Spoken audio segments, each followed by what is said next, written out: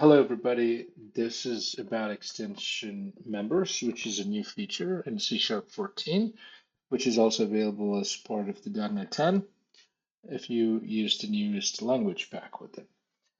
So, extension methods have been around for a long time, right? And let's take a quick look at the extension methods before we jump over to extension members. Extension methods are basically extending so pretty much whatever you define with this keyword, right? Let's look at this. So typically what we did is we define a static class for your extension methods and then a static method for your extension method, right? So, and then we used this keyword to define the type and the type parameter and the parameter name. And then this is what you're extending basically, right? So the string.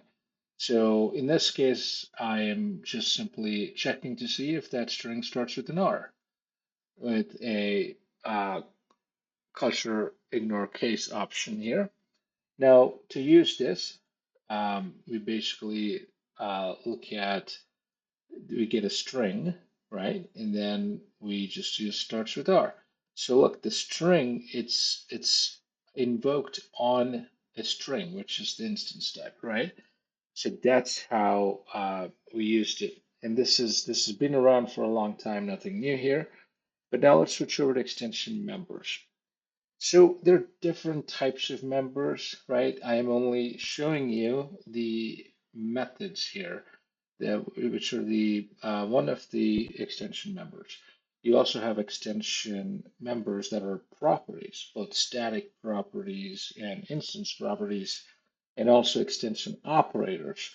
So there are different types of extension members. But the one that probably we're going to use the most is the methods. So what does the new syntax look like? So the first thing you're gonna notice is that there is no this keyword. We go back here, the this keyword is now, it doesn't exist in the new format here. But there's a new addition. There's an extension block. You see this?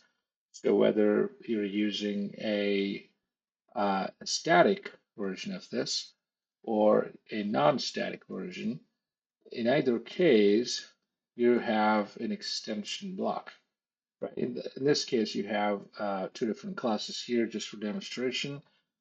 But here in the non-static version, so you have to define the type and the parameter name, right, in the extension block. And inside the block, you don't have to use the static keyword. And then basically you can do whatever you, in this case, I'm just using a shorthand arrow function to define my method body. In this case, I'm checking if it starts with a P, right? So to use this, right, you go back in here and then once you get a string, so this is the first one is a non-static one, so it is this one right here. So the one thing to notice here is that this is on an instance variable, right? So you're acting on the string variable here, right? So the string, you don't care about the type, you don't have to pass in a parameter because um, because it's just extending this, right? But there's another version of it. The other version is, just don't pay attention to the instance method here. This is static here. So in this case, we go back to extension members. Now you're using the static keyword, right? Now, one other thing you should notice here is that there is no parameter name. You only have the parameter type, but there is no parameter name. So the name is now part of the actual method itself, right?